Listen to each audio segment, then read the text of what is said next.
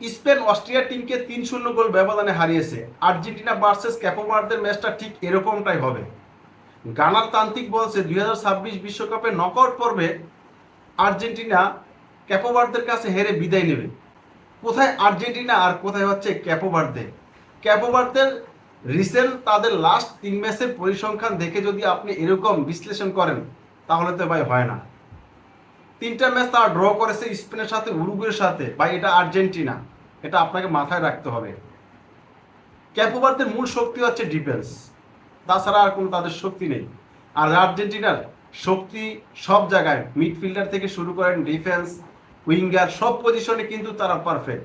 আর Capo ভার্দের মতো একটা দল সেখানে আর্জেন্টিনাকে হারিয়ে দেবে আর গানার তান্ত্রিক সেই ভবিষ্যৎবাণী মিলে যাবে, এমনটা ভাই আমি মানতে পারলাম না। নকআউট পর্বের ৩২ ম্যাচটা স্পেনের সাথে একটাও অন টার্গেট শট নিতে পারেনি অস্ট্রিয়া টিম। সেই বিপরীতে 10টা অন টার্গেট শট নিয়েছে স্পেন। 22টা টোটালে শট করেছে স্পেন, সেই বিপরীতে মাত্র 5টা শট করতে পারছে অস্ট্রিয়া টিম।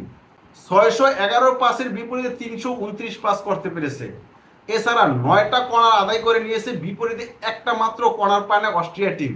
এই অস্ট্রিয়া টিমের সাথে যখন আর্জেন্টিনার গ্রুপ পর্বের দ্বিতীয় ম্যাচ ছিল তখন কিন্তু আর্জেন্টিনা 2-0 গোল ব্যবধানে জিতছিল, কিন্তু আর্জেন্টিনা কিন্তু অনেক কষ্ট করতে হয়েছে, অনেক পরীক্ষা দিতে হয়েছে, মানে পুরো ঘাম ঝরায় ফেলছিল আর্জেন্টিনার। এই ম্যাচের মধ্যে তারা যে পারফরমেন্স দেখিয়েছে এই স্পেনের সাথে কিন্তু সেরকম কোনো পারফরমেন্স করতে পারেনি। আমি যদি সেই পরিসংখ্যানটা একটু দেখাই, আর্জেন্টিনার সাথে একটা অন টার্গেট শট করতে পেরেছিল কিন্তু অস্ট্রিয়া টিম, সেই ক্ষেত্রে আর্জেন্টিনা করেছে মাত্র 3টা। আর্জেন্টিনার সাথে একটা অন টার্গেট শট করেছিল আর্জেন্টিনা, সেই বিপরীতে মাত্র 3টা করেছে। আর মোট শট করেছে 6টা অস্ট্রিয়া টিম, আর্জেন্টিনা করেছে 12টা। এখানে দেখেন একটু এগিয়ে, এবং তারা অন টার্গেটও শট করতে পেরেছে। পাসের ক্ষেত্রে দেখেন আর্জেন্টিনা 539 পাস খেলে কিন্তু অস্ট্রিয়া টিম 440টা পাস খেলছে, 3টা কর্নার আদায় করে নিয়েছে। তাহলে আপনি বুঝতে পারেন আর্জেন্টিনার সাথে কিরকম ফাইটটা দিয়েছে। আর সেই ক্ষেত্রে স্পেনের সাথে এসে নকআউট পর্বে তারা একটা কর্নারও পায় নাই, একটা অন টার্গেট শট করতে পারেনি, মাত্র 5টা শট করেছে মোট মিলে। এছাড়া তারা ওইরকমভাবে কোনো পারফরমেন্স করতে পারেনি।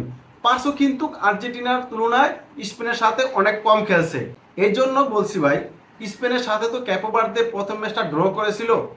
তান্ত্রিকরা বা ব্রাজিলের সাপোর্টাররা এই পরিসংখ্যান দেখে বলতেছে যে আর্জেন্টিনাকে রুখে দেবে। ভাই এটা হয় না ভাই, কারণ যখন অস্ট্রেলিয়া টিমের সাথে আর্জেন্টিনা অনেক কষ্ট করে জিতছিল, আমরা তো ভাবছিলাম যে স্পেনের সাথে এই অস্ট্রেলিয়ার ম্যাচটা অনেকটা হাড্ডাহাড্ডি লড়াই হবে, প্রতিরোধ গড়ে তুলবে। কোনো প্রতিরোধ করতে পারে নাই, একটা কর্নার আদায় করে নিতে পারে নাই, একটা অন টার্গেট শট করতে পারে নাই। আর্জেন্টিনার সাথে একটা অন টার্গেট করতে পেরেছে, এরা তো করতেও পারে নাই ভাই। যে ক্যাপো ভার্দে আর্জেন্টিনার সামনে পাত্তা পাবে না। এই ক্যাপো ভার্দে ভার্সেস আর্জেন্টিনার ম্যাচটা হচ্ছে কোন জায়গায়? ইন্টার মায়ামিতে। আর ইন্টার মায়ামিতে কিন্তু আর্জেন্টিনার লিও মেসি এবং দিপলরা খেলে কিন্তু অভ্যস্ত।